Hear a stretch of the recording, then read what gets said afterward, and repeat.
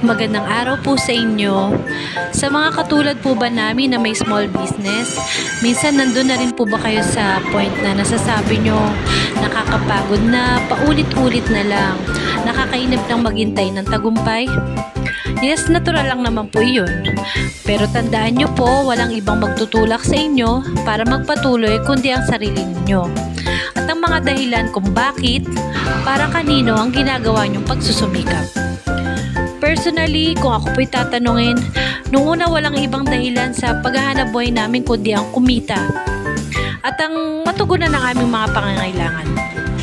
Pero kinalaunan, nagkaroon na po ng main purpose ang aming small business. Yun po yung makapagbigay ng maayos na serbisyo sa aming mga suking tindahan at paaralan.